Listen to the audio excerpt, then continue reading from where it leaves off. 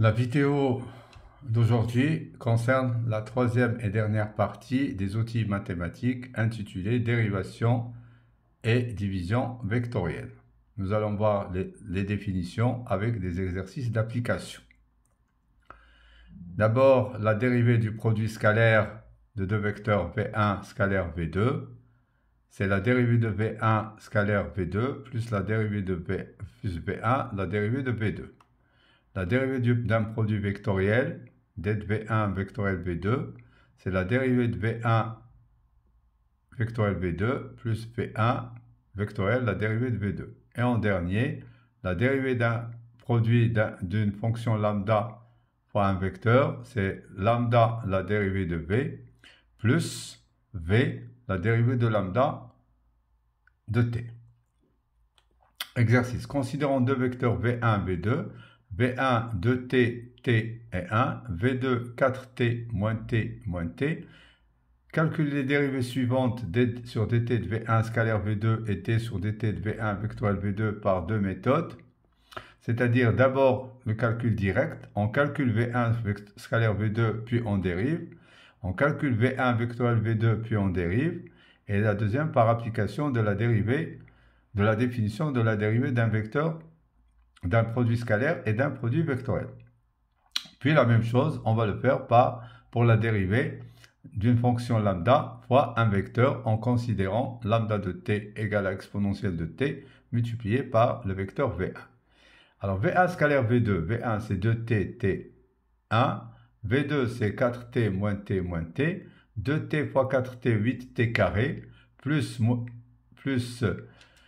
moins t carré, ça fait, ça fait 7t carré moins t. Donc la dérivée de 7t carré, c'est 14t, et la dérivée de moins t, c'est moins 1. Donc la dérivée du produit scalaire, ici, c'est 14t moins 1. V1 vectoriel V2, V1, c'est 2t, t1, vectoriel 4t moins t moins t. Calculons le produit vectoriel comme on l'a vu dans la deuxième partie et la première partie. On barre la première ligne. T fois moins t, ça fait moins t carré. Moins t, ça fait plus t. On barre la deuxième ligne. 2t fois moins t, ça fait moins 2t carré. Avec le signe moins, ça donne plus de t carré. Moins 4t fois 1. Donc, ça fait plus 4t. La dernière ligne, on barre la dernière ligne. 2t fois moins t, ça fait moins 2t carré. Et moins 4t carré, ça fait moins 6t carré. La dérivée du produit vectoriel, la dérivée de moins t carré, c'est moins 2t. La dérivée de t, c'est 1. Donc, la première composante a pour dérivée moins 2t plus 1. La deuxième composante, sa dérivée, c'est 4 plus 4t. Et la dérivée de moins 6t carré, moins 12t. Appliquons la règle. La dérivée du produit scalaire V1 scalaire V2, c'est la dérivée de V1 scalaire V2 plus la dérivée de V2 scalaire V1. La dérivée de V1, c'est 2, 1, 0, puisque V1, c'est 2t, sa dérivée, c'est 2. La dérivée de t, c'est 1, et la dérivée de 1, c'est 0. Scalaire V2, 4t moins t, plus V1, qui est 2t, t1, scalaire, la dérivée de 4t, c'est 4, la dérivée de moins t, c'est moins 1, et la dérivée de moins t, c'est moins 1. Tout calcul fait, ça nous donne 2 fois 4t, 8t, plus 2 fois 4t, plus 8t, ça fait 16t. Moins t, ça fait moins 2t, et 16t moins 2t, ça fait 14t. Et 0 moins t, ça donne 0, plus moins 1 fois 1, ça donne moins 1. Le tout, c'est 14t moins 1. La dérivée du produit vectoriel.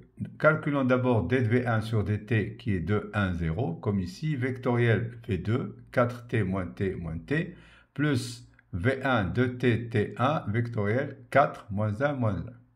Calculons le premier produit vectoriel, barrons la première ligne, moins t moins 0, ça donne moins t, d'accord? Calculons la première expression ici, donc moins t, avec moins t, ça donne moins 2t, moins 1, ça donne plus 1. Donc le taux, c'est moins 2t plus 1. Calculons la deuxième expression ici, barrons la deuxième ligne, avec un signe moins 2t moins 0, ça fait plus 2t, d'accord? Calculons la deuxième expression ici, donc moins 2t, avec le moins 2t tout à l'heure, ça fait moins 4t, avec le signe moins, ça donne plus 4t. Et nous aurons moins 4, donc ça fait plus 4. La dernière expression ici, 2 fois moins t, ça fait moins 2t, moins 4t, ça fait moins 6t. Ici, la même chose, 2 fois moins 1, moins 2t, moins 4t, moins 6t. Et moins 6t, moins 6t, moins 12t. Donc, on trouve le même résultat que par le calcul direct. Avant de continuer, j'insiste ici, la meilleure façon de calculer la dérivée d'un produit vectoriel et d'un produit scalaire, c'est la première. On effectue le produit scalaire et le produit vectoriel, puis on dérive. Et deuxième chose, vous avez constaté que nous n'avons pas dérivé les vecteurs unitaires, car la dérivée de V1, par exemple, normalement, c'est la dérivée de 2t qui est 2, ça fait 2i plus 2t di sur dt. Mais ici, di sur dt vaut 0, parce qu'on a un seul repère, on dérive par rapport à la dérivée de i c'est 0, la dérivée de j par rapport à t c'est 0, la dérivée de k par rapport à t c'est 0. Mais seulement dans ce cas particulier. Donc, dans le cas général, il faut dériver les composantes plus la composante fois la dérivée du vecteur. Donc, c'est une remarque très importante. On va y revenir dans le chapitre suivant. La même chose pour la dérivée de lambda de t fois V1. Donc, t sur dt de lambda V1 plus lambda dV1 sur dt. Ce n'est pas la peine de s'attarder là-dessus. On aura l'exponentiel comme l'exponentiel lorsqu'on dérive, il revient. Donc, on aura exponentiel de 2t, facteur de tout ça, à vérifier, s'il vous plaît. Maintenant, on passe à une dérivation d'un vecteur par rapport à un repère. C'est une relation très importante qu'on va utiliser assez souvent en cinématique. Je vous donne de bien suivre. On va y revenir là-dessus même plusieurs fois. Donc, la dérivée d'un vecteur V par rapport à un repère R1, c'est la dérivée de ce vecteur par rapport à un repère R2, quelconque, on peut le choisir. Donc, le choix de ce vecteur est très important, plus la rotation oméga du repère R2 par rapport au repère R1, vectoriel V. Deuxième relation fondamentale, si on connaît la rotation instantanée du repère R2 par rapport à R1 et on veut le oméga de R1 par rapport à R2, c'est avec un signe moins. Et troisième relation très importante qu'on va voir dans les coordonnées sphériques, puisqu'il y a deux rotations, le oméga de R2 par rapport à R1, c'est le oméga de R2 par rapport à un repère R étoile. R étoile, ça s'appelle un repère intermédiaire, plus le oméga de R étoile par rapport à R1. R étoile, ça s'appelle un repère intermédiaire, il faut bien le choisir. Tout ça, on va l'expliquer dans l'exercice d'application suivant, qu'on va retrouver plusieurs fois en mécanique. On considère les deux repères orthonormés directs définis de la manière suivante.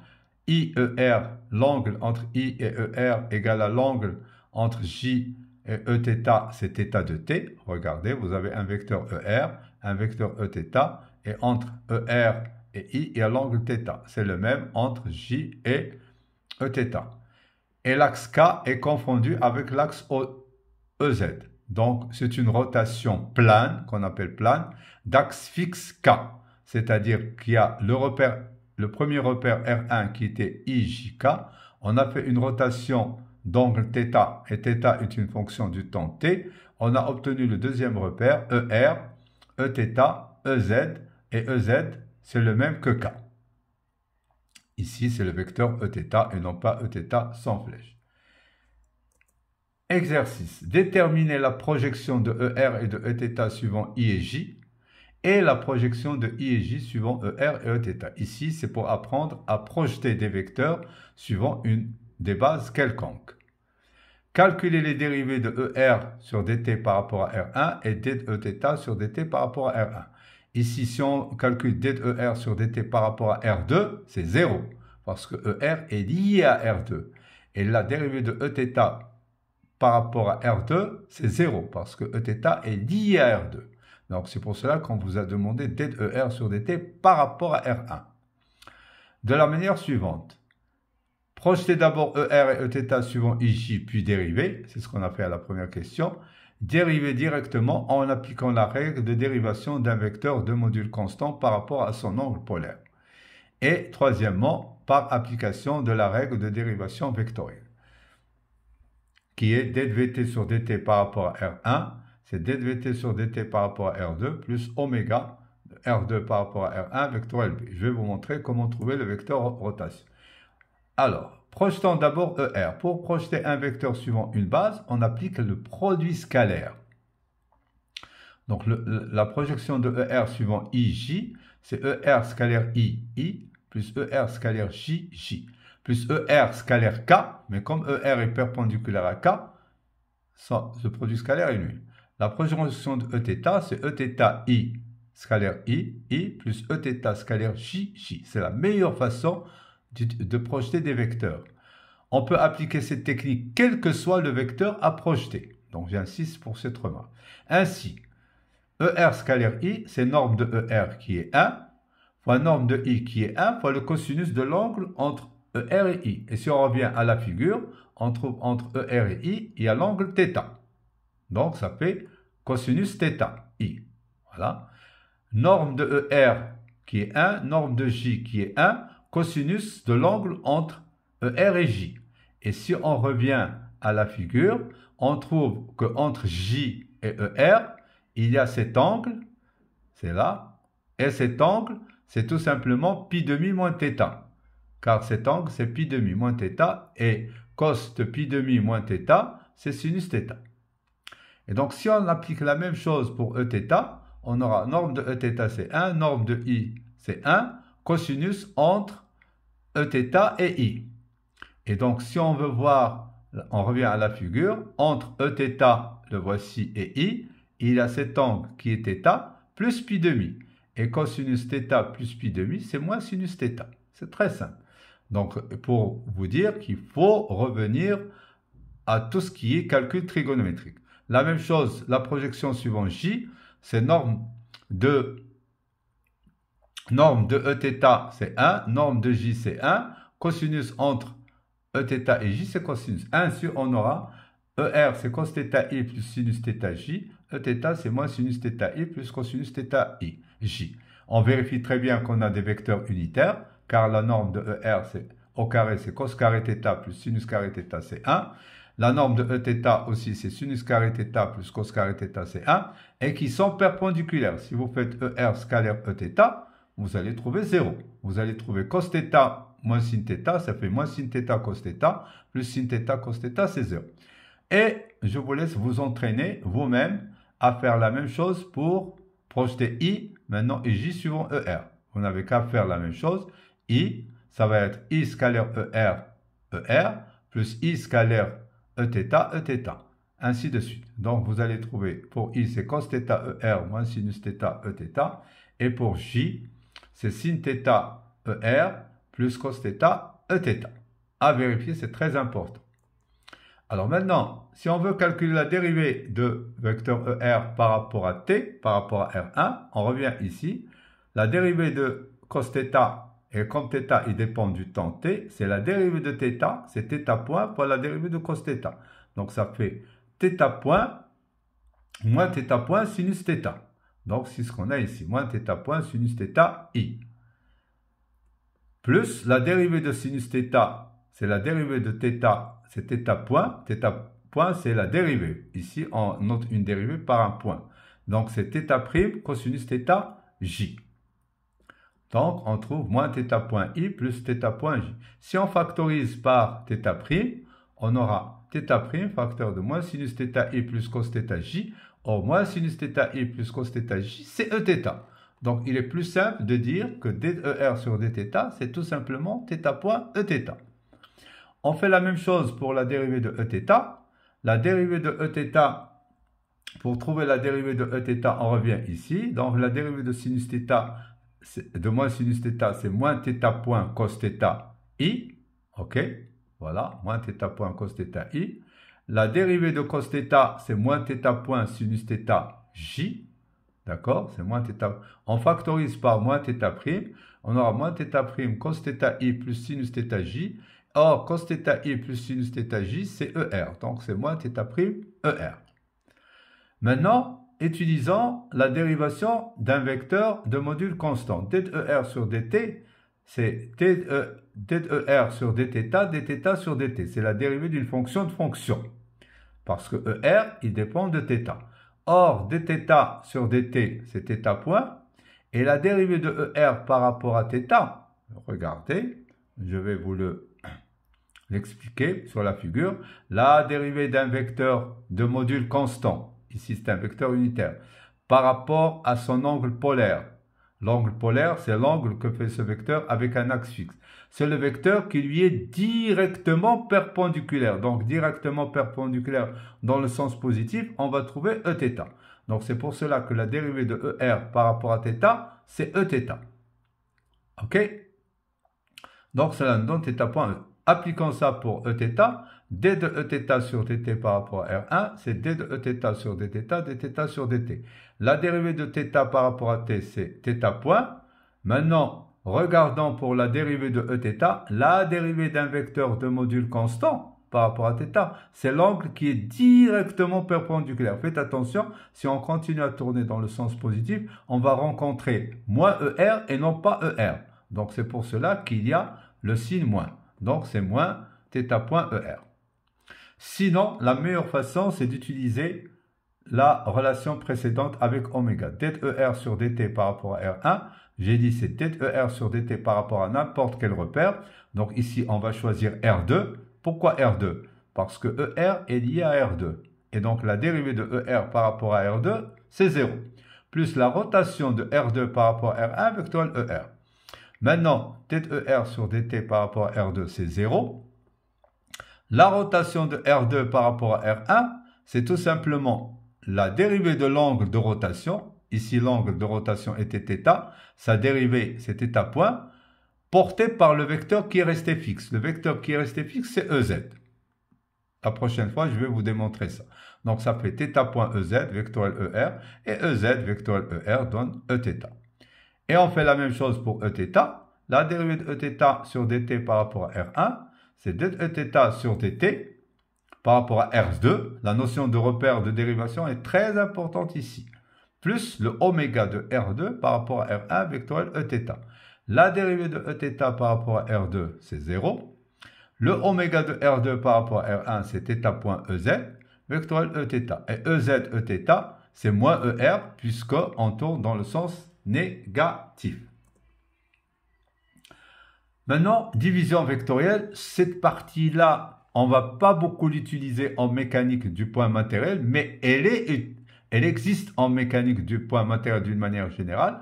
Je vous la donne parce que vous pouvez la rencontrer dans des problèmes de classe préparatoire ou dans des concours, etc.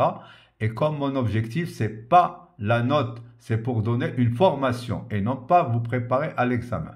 Donc, c'est quoi la division vectorielle? C'est lorsqu'on cherche un vecteur inconnu x par un produit vectoriel. C'est-à-dire, on a une relation du type A vectoriel x égale à B, A connu, B connu, mais le vecteur x est inconnu.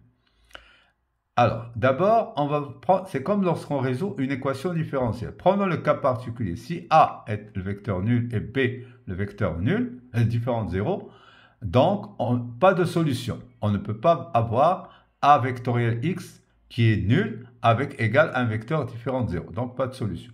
Si A est différent de 0, mais B égale à 0, alors A vectoriel x égale à 0. Vous savez très bien que le produit vectoriel est nul. Ça veut dire que les deux vecteurs sont proportionnels. Donc, x égale à lambda A.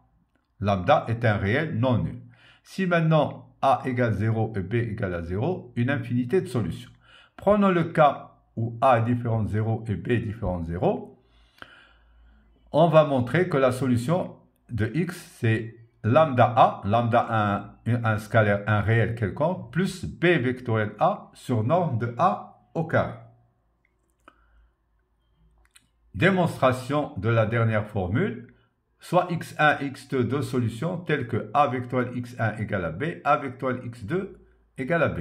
Ce qui entraîne, si on fait la différence, que A vectoriel x1 moins x2 égale à 0. Ça veut dire que x1 moins x2 est proportionnel à A. Donc x1 moins x2 égale à lambda A. Soit x0 une solution particulière telle que toute autre solution se déduira à partir de cette solution par la translation. Donc on va considérer qu'on va chercher une solution de la forme une solution particulière x0 d'accord? Comme dans les équations différentielles, plus une solution qui va se déduire par une translation, plus lambda A avec lambda un réel différent de 0. Donc, si x0 est une solution particulière, A vectoriel x0 égale à B. Donc, si on fait A vectoriel x0, ça va nous donner A vectoriel B. D'après ce qu'on a appris au chapitre 1, le double produit vectoriel, ça va nous donner A scalaire AX0A moins A scalaire AX0 égale à A vectoriel B. Choisissons x0 tel que A, on peut puisque c'est une solution particulière. On va choisir tel que A scalaire x0 égale à 0. Donc, on aura, ça c'est 0, il nous reste moins norme de A au carré, A scalaire A, x0 égale à A vectoriel B, d'où x0 égale à A vectoriel B sur la norme de A au carré. Normalement, ce n'est pas A vectoriel B, c'est moins A vectoriel B, c'est B vectoriel A. D'où le x, c'est lambda A plus B vectoriel A sur norme de A au carré. Donc, on vient de démontrer que la solution générale est... Alors, regardez un exercice très important. Je vais essayer d'aller doucement, mais il faut bien lire son cours avant de faire cet exercice. On cherche l'ensemble des points. On considère 3 points alignés. Trouvez l'ensemble des points M tels que, qui vérifie la relation MA vectoriel MB plus MB vectoriel MC égale à 2MC vectoriel MA. Prenons le terme de gauche. MA vectoriel MB plus MB vectoriel MC égale MA vectoriel MB. Et donc, MB vectoriel MC, c'est moins MC vectoriel MB. D'accord. Donc, MA vectoriel MB moins MC vectoriel MB égale à, on va factoriser par MB. Donc, ça va nous donner MA moins MC vectoriel MB. Or, la relation de Schall, MA moins MC, donc on aura, pardon, MA c'est moins AM, donc c'est moins AM plus MC vectoriel MB, et la relation de Schall AM plus MC, c'est AC. Donc c'est égal à moins AC vectoriel MB, qui est égal à MB vectoriel AC. Donc notre relation devient MB vectoriel AC égale à 2 MC vectoriel MA. Donc le premier terme est devenu MB vectoriel AC. D'accord? Donc on aura MB vectoriel AC égale à 2 MC vectoriel MA.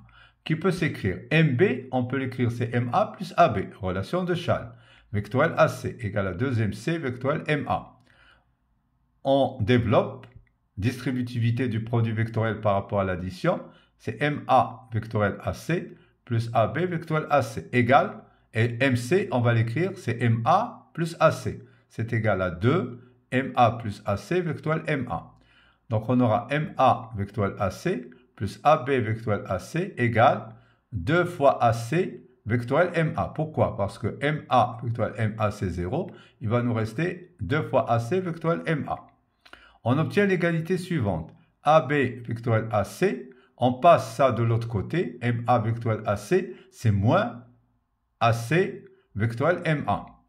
Donc on aura AB vectoriel AC égale à 3 AC vectoriel MA. OK? Donc c'est 3 MA vectoriel AC. Excusez-moi ici, d'accord? Donc il y a un signe moins. Donc AB vectoriel AC égale 2 fois AC vectoriel MA moins MA vectoriel AC qui est AC vectoriel MA. Donc c'est 3 AC vectoriel MA. J'inverse ici. Donc ça fait 3 AM vectoriel AC. L'ensemble des points M cherchés obéit à l'équation AB vectoriel AC égale à 3 AM vectoriel AC. Donc on va l'écrire comme tout à l'heure. Si on pose AB vectoriel AC égale à un vecteur V, le X c'est AM et U c'est 3AC. Donc notre équation va devenir X qui est AM, vectoriel U, vectoriel 3AC égale à V égale à AB vectoriel AC. D'après le cours, le résultat d'un vecteur X vectoriel un autre vecteur A égale à B est égal à un scalaire bêta U plus U vectoriel V sur norme de U au carré. Si on applique ça, on trouve que AM, qui est le X, égale à bêta, le voici, fois U qui est 3AC, donc 3 bêta AC, plus U, qui est 3AC vectoriel AB vectoriel AC sur norme de U au carré, qui est 9 norme de AC au carré. Et après, on va essayer de simplifier ça. Donc, 3 bêta AC plus 3 sur 9 AC au carré. On utilise encore la règle du double produit vectoriel. Donc, le double produit vectoriel de tout à l'heure, c'est AC, B moins AC, AB, AC. Donc, ce qui va vous donner AC, AC, AB, le voici, moins AC, AB, AC. Donc, ça fait AM égale 3 bêta, on factorise par AC, d'accord? Facteur de AC, le voici, AC, AB, sur, normalement, 9 AC au carré, d'accord? On a simplifié parce que 3 divisé par 3, ça fait 3 AC, facteur de AC, plus AB sur 3. D'où, finalement, le AM, il s'écrit alpha AC plus gamma AB. Donc, ici, le alpha, c'est 3 bêta moins AC AB sur 3 AC au carré. Et le gamma, c'est 1 tiers. Donc, AM appartient au plan formé par le triangle ABC. Je vous remercie pour votre attention. Je vais essayer de corriger quelques petites erreurs ici avant de vous le mettre sur la plateforme sous format PDF. Merci de votre attention et le prochain chapitre, Inch'Allah, ça sera de la cinématique.